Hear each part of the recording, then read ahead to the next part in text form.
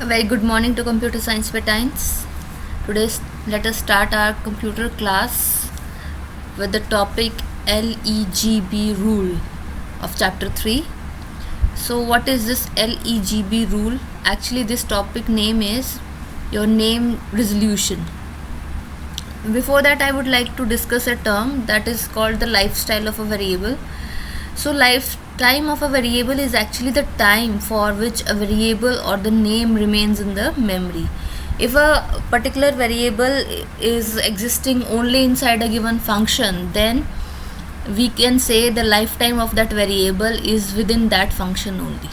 Okay, as we have discussed earlier, we have seen this example.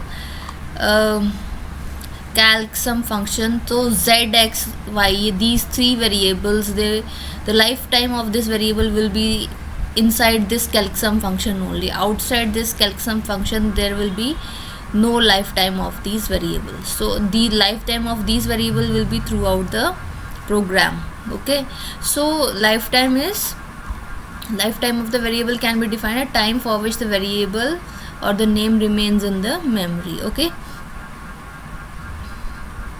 so now let us start our next topic, name resolution, resolving the scope of a name, and that will be done with the help of LEGB rule. What this LEGB rule? L stands for local environment, E stands for enclosing environment, and then G stands for global environment, and B stands for built-in environment. Okay, so local environment is within the local namespace, or we can say the local to that particular function only to which it belongs. Okay, like we have just seen z variable, xy variable, they were local to this calc sum function. So that calc sum function is having their local environment, means the local namespace. Those variable will exist in that particular part only. Okay, enclosing environment, whether there is a variable with the same name. If it is not existing in the local variable, then it may exist in the enclosing environment, means within the same name. So it will check the higher level enclosing environments. Okay, so next is your global environment. If the particular variable has not been there in the local environment and enclosing environment, then it will be searched in the global environment. Okay, then finally, if it is not in the global environment, then the libraries will be checked up, built-in environment will be checked up. Okay, so if there it is found, then also it is used. If nowhere the variable has been found, then it will report error. Okay, so firstly the local namespace will be searched. If the variable is not found here in the same space, then it will be checked in the enclosing namespaces, means nearby spaces. Okay, like we have seen that function, you can see if some variable we are using, like x we are using, and this calc sum function was inside the average function. Last lecture we have read. Okay, so when average function was called, inside it we received the calc sum function. So if we are searching for x, so if x is not here, then because this has been called inside this, so it will check x here also. Okay, so if it is not found here, then it will go for the global environment. If it is not found here also, then it will go for the built-in libraries, whether it exists there. So like that the search goes on. If not in local environment, it will search the nearby enclosing environment, and if not in the enclosing environment, then it will go for the global environment, and finally it will go for the libraries and all. Okay, so these were the 4 steps: local, enclosing, then global, and built-in. So this forms the LEGB rule. Okay, I hope it is clear to you. Now let us discuss case 1. Variable in the global scope but not in the local scope. You are calling a variable that is not here. See, calc sum may we have s is equals to x plus y, and now we are trying to print num1. Num1 is not here in the function definition, it was here only. So firstly it will search here, and no enclosing environment is here, so it will search for global environment. So in global it has found num1, so it will take the value of num1 from here and print it here. Okay, I hope it is clear. You can see it here also. So x, it is trying to print x. Fine. So if it is not found, then finally it will search in the global environment. Fine. So firstly it is trying to search here, it is not found, then it is searching here. Okay, then enclosing environment is not there, then it will go for the global environment. From here it is found, so it will take the value and print it here. Okay, now variable neither in the local nor in the global. Fine. Now name, you are using a function greet and you are trying to print hello, so as it is will be printed, and name is an inbuilt variable, we know that. Okay, we used to print it like main, we are inside the main, we have used this particular variable, this is a inbuilt variable na? So it will go to inbuilt variable, built-in libraries, it will search for this particular thing. Fine. Now the same name in the local scope as well as in the global scope. Now if a particular variable you are searching that exists in local scope and it also exists in the global scope, then which one is to be followed? So it will give preference to the inside one, the current environment, default in the, if it is found in the local scope, then it will not go for the global scope even if it exists there also. Okay, like you have seen here in CalcSum, like x exists here and x exists here also, let us say. So it will not go, if x is found here, then it will take x from here only, it will not go from here, go there to take it from there. Okay, so if a variable exists here also and here also, so from where we have started, like we are here and the same variable exists in both the scopes. If we are here, then it will take this value from here, and if we are here, then it will take value from here. Okay, even if the variable is existing in other scope also. Fine. Now you see, this is a function, state1 function. So here the value of the variable was 95 for tigers. Tiger is a variable, value is assigned 95.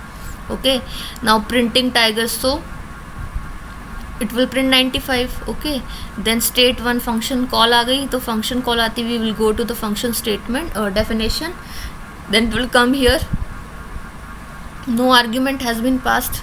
Fine. Now tiger is equals to 15, so now your new scope has been created here. Okay, and now tiger has been assigned 15, so it will print 15. Okay, and it will come back, nothing has been returned, so here again the print statement is, so it will print 95. So here 95 it will print, here it will go, and here it will print 15, then it will come back, then it will print 95. Okay, fine.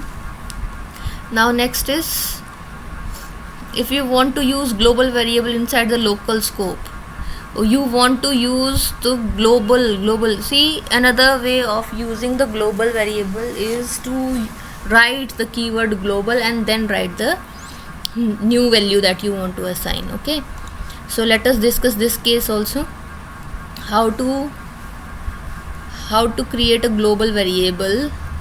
Global statement is a declaration which holds the entire current code. It means that the listed identifiers are part of global namespace or the global environment. See, if you will give a particular variable this type of declaration, global, and then the variable name, so that variable will become global, either it is inside any local function. Okay, fine. If this type of declaration is encountered, the Python interpreter cannot ignore it. Now let us see this. So tiger is 95, the same example. Now print 95. Why 95? Because it has received this value. Now this is the function call, it has to go to the function definition. Then now you have written this type of declaration, global tigers, and now you are initializing tigers as 15. So now this value is a global value. Now what it will do, it will print it here, and you know global is available everywhere throughout the function, as you have read that from monument A to monument B. If you want to move to any of the monument, then you need ticket 3. That example you remember for the local and global scope we have discussed earlier also. So in that case, if something is global, that is applicable throughout. Okay, so now you have made this variable tigers global, and now you have assigned value 15. So here it will print 15. Now this 15 will be returned here. Okay, actually this value is not returned here, the control has gone back, but this function, this variable has now become global with value 15. So now here if we are trying to print tigers, it will print 15. You can see the output also. Okay, so firstly it will print 95, then function call will come, then function definition up to there we will go, then tigers is equals to 15, so print 15. Okay, then it will come back here. Now the tiger will not be received from here, it will be received from here because it has now become global, although it has been done inside the local scope of state 1. Okay, now what he is trying to say, although the global variables can be accessed through the local scope, but it is not a good programming practice. So global variables global and the local so keep the global variables global and local variables local. So means if you want to declare any global variable, it should not be declared inside the local scope. This is not a good practice that has been done here. Okay, what is good is you either initialize it at the top. Once we have done this, in my see here, this is a good practice. If you want to make any particular variable global, so write it before the function definition, it will become global. If in the main also you are declaring any variable, that is also global. So if you want to make something global, then don't do it inside any local part. Okay, this is what he is trying to say. The global should be kept global, means it should be declared outside any local part. Okay, and the local should be declared inside the local only. Okay, so now let us move to the next topic, that is mutable or immutable properties of the past data objects. We know mutable that can be changed, immutable that cannot be changed. We have data types also like this, that can be the where we can change the values and where we cannot change the values. So we will use the same concept to pass the data objects. Okay, so see, actually we are using a function along with its arguments. Okay, so Python variables are not storage containers. Actually in C++, if we are writing a is equal to 3, so this 3 will be stored in that particular variable space. Okay, but in Python variables, they are memory references. Okay, they refer to the memory address where they are stored, means they are not storing that thing inside it, they are referring to it. Like you come to me, ma'am, please give this book to me. I told you, beta, although this is with me, if you want to borrow it from me, you need to go to another teacher because this book belongs to that teacher. Okay, so means I am just giving you a reference that you need to go to that teacher to get this book borrowed. Okay, so in C++, what was it like? You come to me, the book is mine only, I have this book and I will give it to you because book is mine and I will give you. But what is here in memory reference concept, like I got it issued from the library and you come to me, ma'am, give this book to me. I told you, beta, this that book was from library and I got it issued, you want it, you go to library, you will get it. Fine, like that. So it is giving you memory reference, means memory link it is giving, it is not giving you the direct value. Okay, next is depending upon the mutability and immutability of its data type, a variable behaves differently. Because if it can be changed, then it will change the value. If it cannot be changed, for temporary basis it will change and otherwise it will not change.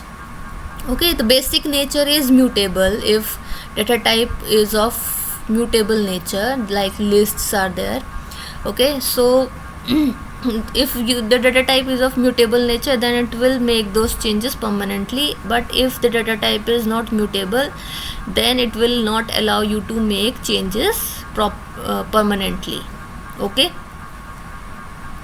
so now there is another, lists actually are mutable.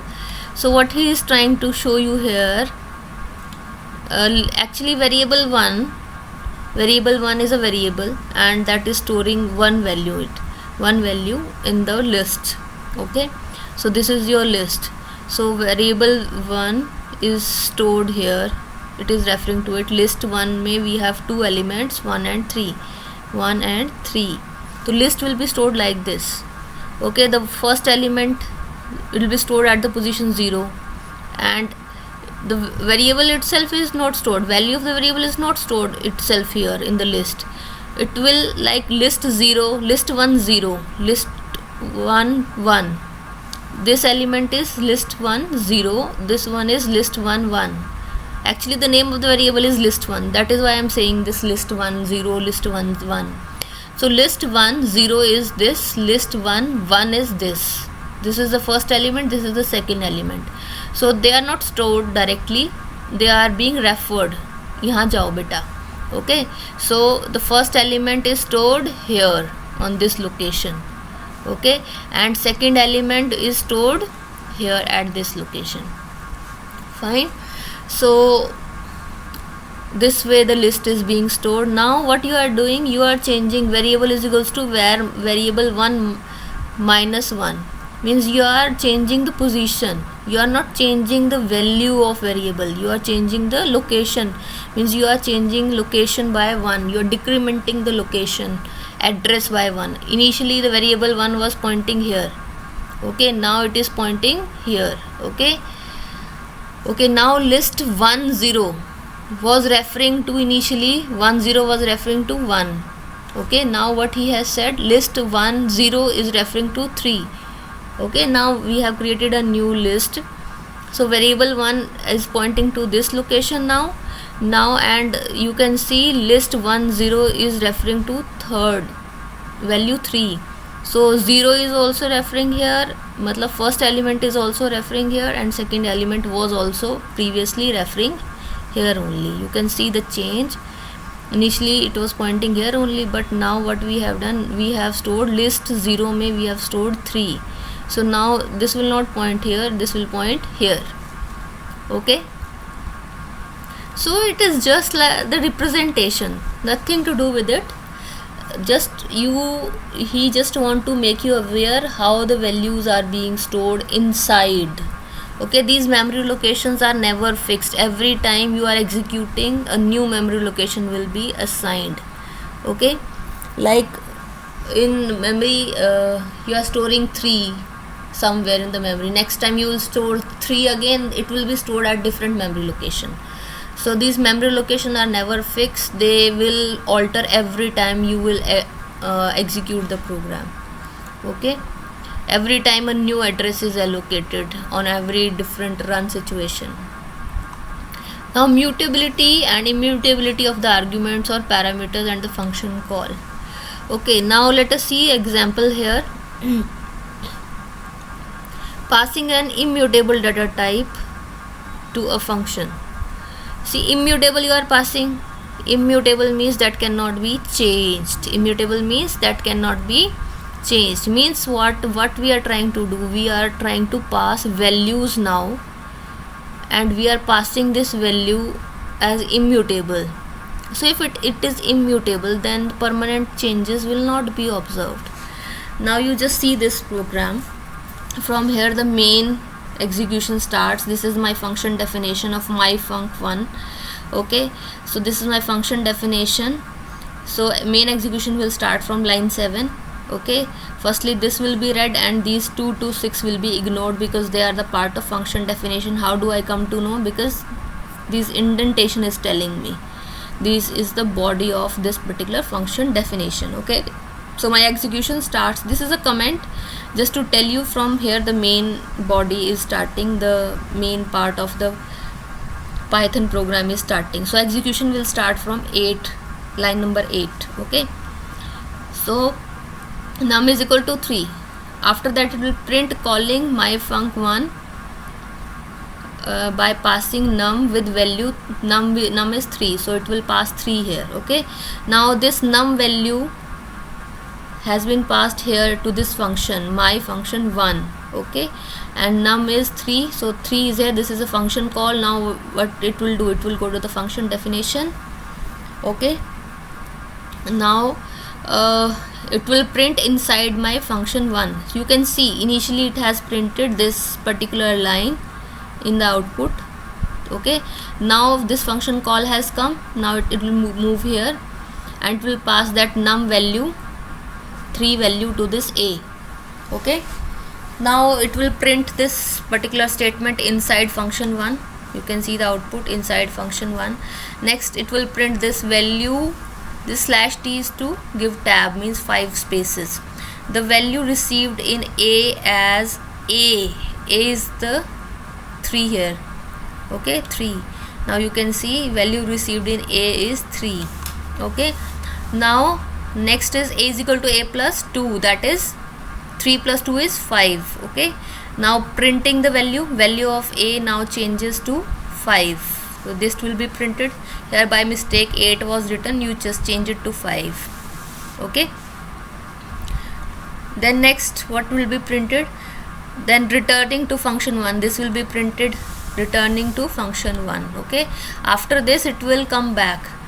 This complete function definition has been executed. Now this function will come back to this point. Okay, now this 11th statement will be executed back from the function 1. Value of num is, now you see the change. Initially value was 3, here it was passed, it went here. Okay, now this value has been changed, 3 plus 2 5. Okay, now after printing it has come back here. Okay, now we are trying to print it with the help of print statement. So you will see the value is still 3. Okay, why 3? Because it has been given through a immutable data type. Okay, if you are giving it through list, then it will change. Okay, directly if you are giving with the help of a variable, you are passing the arguments of the function in the form of variables itself, then it will not be changed. You want to bring this change here back, then you need to use a list, because list is a mutable data type. Okay, so in next program we will see how this particular value can be changed. Okay, it is saying ki num remains unchanged, even though changes has been done here, but still the last statement is not showing that particular change. Okay, so this is shown in the example in the diagrammatic form. So initially I told you 7 to 9 line code के लिए it will be, execution will start from here. 7 तो it's a comment, it will not be used. So 7 to 9. Okay, when 10th will be executed, it will go to 1. Then it will execute 2, 3, 4, 5, 6. Okay, so just see here for 7 to 9 load the global environment, num was pointing to this 3 number. Num was assigned 3 value. Okay, then after that we have passed the function call. This function call we have reached.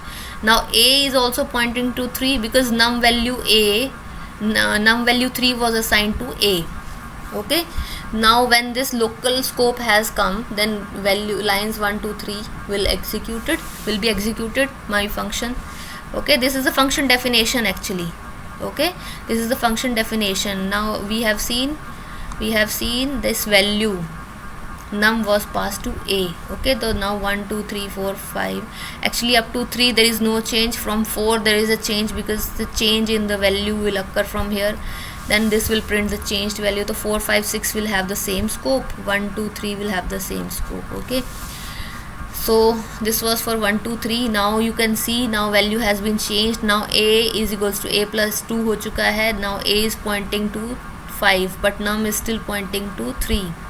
Okay, so after this has been done, this will be disappeared and again we'll get back to here in the global environment. So now it is pointing to 3. It is the local environment was pointing to 5, but global is still pointing to 3. Okay, so it is saying ki if you want to happen this changes inside the memory, then you need to use mutable type list. Okay, so now let us see how this change can be brought. Same program we have, but now we are not taking any variable num. Okay, we are using list data type we are using. Okay, so the execution will start from line number 7. This is the function definition. Okay, this header will be read and these all statements will be skipped till the function call appears. So execution will start from 7th line. So list 1 may we have assigned a first variable 1. Okay, when we will take the output side by side. So firstly it will print list before the function call list 1. Okay, list 1 contains 1, so it will print it. Okay, now this function call will come, this list 1 will be passed here, yani 1 will be passed here, and this value 1 has been assigned to my list here. Okay, now we are inside this function call, so we will be printing inside called function now. This will be printed inside called function now. Then list received, whatever value has been received. What was received? 1 was received, so it is printing list received 1. Fine. Now what we are trying to do, my list 0 is indicating to this my list. Actually the name of the list here is my list name is my list. So my list 0 is referring to first element, that is there is only one element, so it is referring to 1. So 1 plus 2 becomes 3. Okay, now this print statement will be executed and the list within called function after changes, my list may now it is not 1, it is 3. Okay, now you can see list within this changes is 3 now. Okay, now when this statement will return back here, so this 10th line will be executed, list after the function call list 1. Okay, this will print 3 now, because when we are using this list 1 concept, this prints always the changed value. You can see in output list after the function call is 3. I hope this concept is clear to you. You can see the diagram also. So here what happens, list 1 is always referring to a particular location from where this link will be generated up. Okay, so this global environment list 1 is there, you can see it was here, list 1 is here. Okay, now this list 1 is referring to a particular location from where this link will be generated. Okay, I told you go to the library, ma'am will give you the book. Okay, so you want this book, how you will get it? You came to me, I told you go to library, so this is the library, from here you will get this. Okay, so everything will be referred here and then it will be referred here. Okay, so when you are referring to list 1, it will direct you here, then it will go to the particular variable. Fine. So when this value 1 was passed to my list, you can see in this function also, my list may you have passed this list 1 na? So for this another reference is being created, that is shown like this. Okay, this is the local environment, this is also referring to it. Okay, now this is also pointing, now you have made changes here na, initially it is you are pointing it and this is also pointed, both are pointing to this one. Now the changes has been done, so this has been changed here, so this change was permanent, so now it is pointing to 3. Okay, so when this local scope will vanish out, still it will be pointing to 3. You can see the change. I hope it is clear. Please revise this concept very deeply in your mind, because the next program will be related to this concept only. If you will forget this concept, then next lecture will not be fruitful for you. You will not be clear about anything that I am telling you. Revise this topic clearly, then only it will be possible. If you are hanged somewhere, rewind this video, think over it again and again, then you will be able to understand the next lecture. Okay, thank you beta.